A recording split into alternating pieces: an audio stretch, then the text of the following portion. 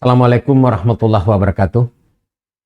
Sahabat Yampi, para petani, pengusaha tani Indonesia.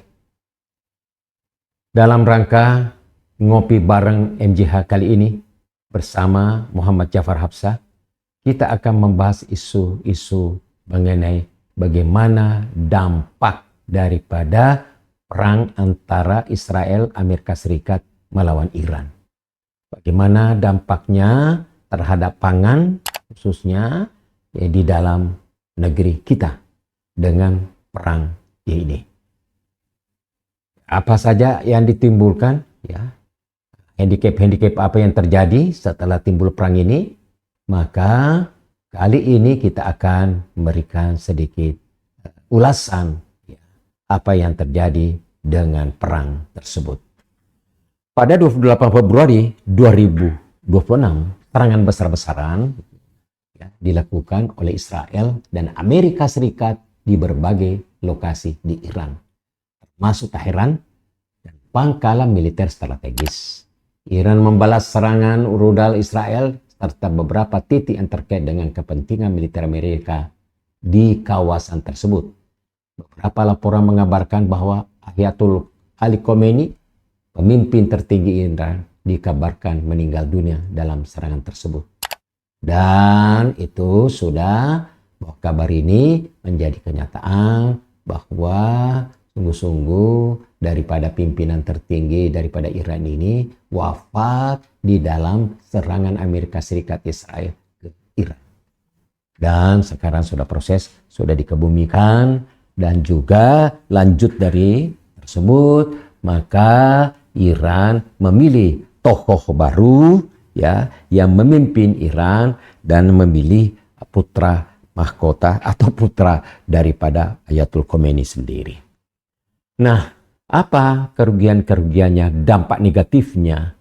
Ya, kerugian langsung, infrastruktur Iran hancur, lebih dari 1.000 nyawa. Mungkin sudah 2.000, 3.000 nyawa hilang dalam serangan pertama ini. Demikian pula dengan rentetan serangan-serangan berikutnya. Kerugian ekonomi, perekonomian Iran diperkirakan kehilangan hingga 30 miliar US dollar. Dan kerusakan fisik dan dampak jangka panjang. Dan tentu ini adalah hitungan-hitungan ya prediksi-prediksi awal tentang kerugian tersebut. Kronologi lebih lanjut, dalam hitungan hari pihak Amerika Serikat Israel meningkatkan serangan udara dan laut, memperburuk situasi. Dewan Keamanan PBB mengadakan sidang darurat untuk mencegah eskalasi lebih lanjut. Kita tahu juga tidak PBB kan ya tidak terlalu berfungsi dengan baik dewasa ini, bukan. Nah, bagaimana Iran itu mengadakan serangan balasan? Pangkalan militer Amerika Serikat di dalam ya baik yang ada bukan hanya yang ada di Israel, tetapi ada di sekitar ada di daerah-daerah di wilayah-wilayah Timur Tengah. Iran membalas serangan Israel dengan mengincar pangkalan militer Amerika Serikat tersebut di beberapa negara Timur Tengah. Irak misalnya dengan serangan rudal yang menargetkan pangkalan di Baghdad. Suria dengan serangan Deir Zezer ya, merupakan pusat pasokan militer Amerika Serikat, dan di Arab Saudi dengan serangan rudal di Riyadh yang mengancam jalur suplai energi global. Nah, Yaman juga dapat serangan, yaitu dengan serangan ke pangkalan logistik Amerika Serikat yang ada di negara tersebut.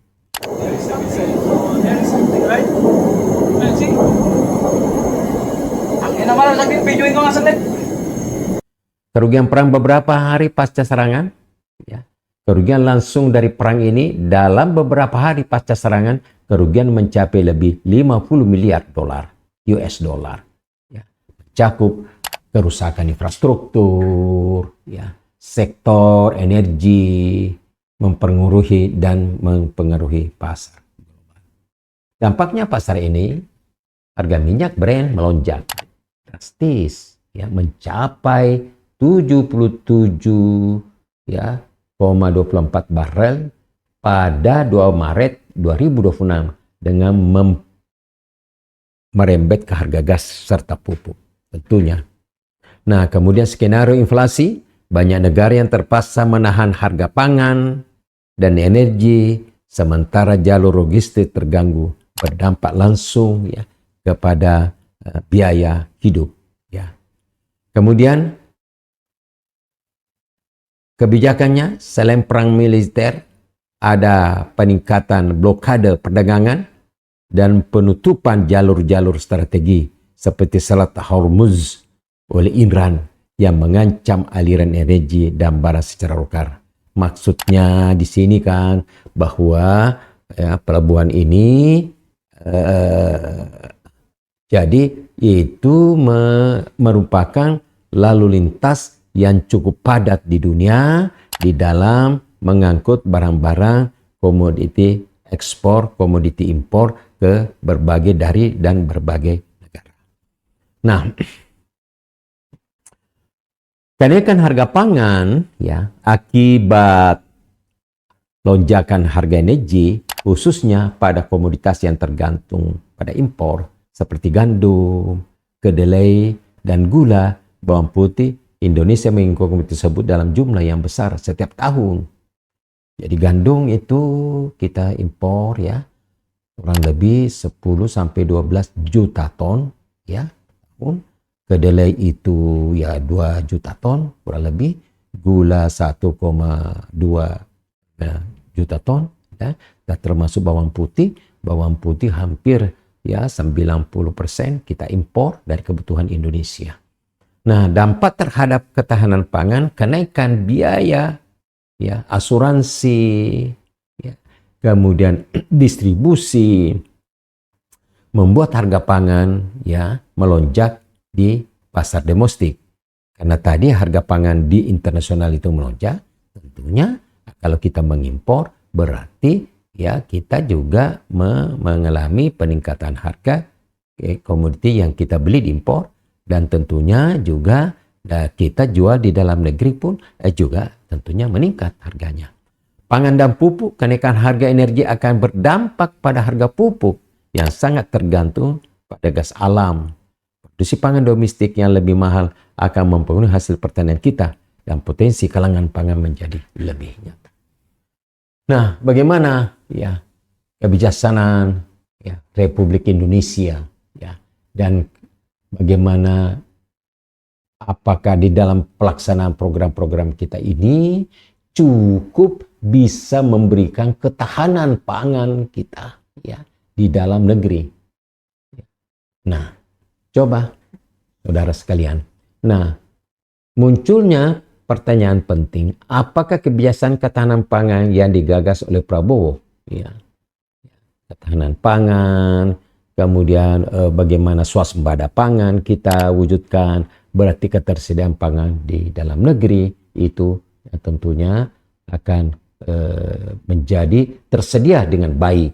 Dengan demikian kita bisa mengatakan bahwa nanti gelombang daripada kenaikan harga atau terhambatnya daripada pemasaran daripada pangan ya, maka juga bagaimana berdampak di dalam negeri. Dan kalau tentunya program-program yang kita jalankan sekarang ini ya, swasembada pangan ya, kemudian juga kegiatan-kegiatan lainnya, kemudian swasembada energi, dan juga bagaimana makanan bergizi yang begitu besar, kebutuhan-kebutuhan atau implementasi daripada pelaksanaan BMG ini yang tentunya memerlukan bahan-bahan yang bergizi, bahan-bahan material dari pangan.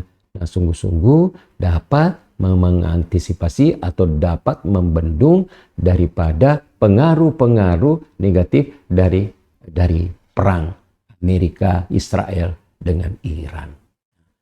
Food estate ya, bagaimana food estate ini juga bisa ya memberikan kontribusi ya pangan sehingga justru membuat kita ketahanan pangan kita menjadi lebih tahan ya.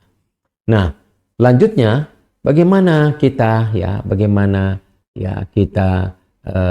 masyarakat ya di dalam hal ini.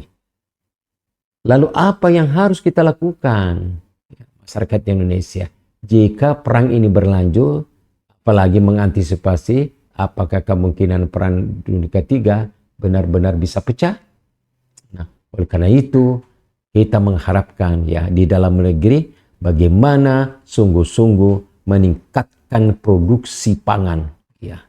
Meningkatkan produktivitas, meningkatkan produksi pangan kita melalui tambah perluasan areal pangan dan peningkatan produktivitas daripada lahan-lahan pangan kita yang tersedia. Dan kemudian saudara sekalian, untuk meningkatkan produksi pangan impor.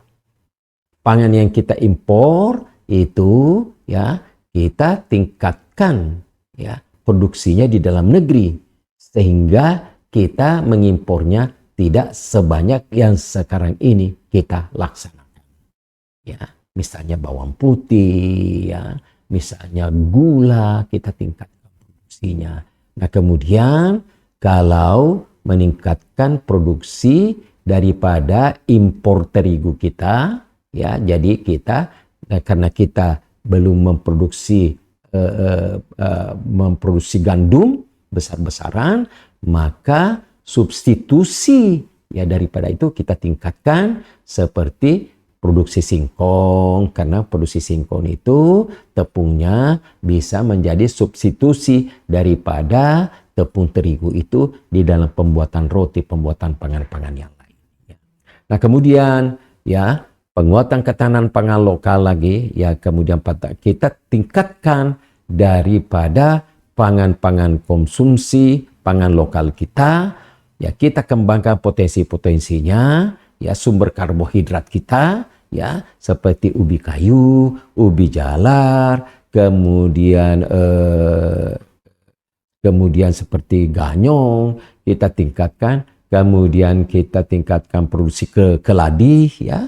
Nah, dan produksi yang mengarah bagaimana dapat mensubstitusi karbohidrat, mensubstitusi padi, beras dari aspek karbohidratnya.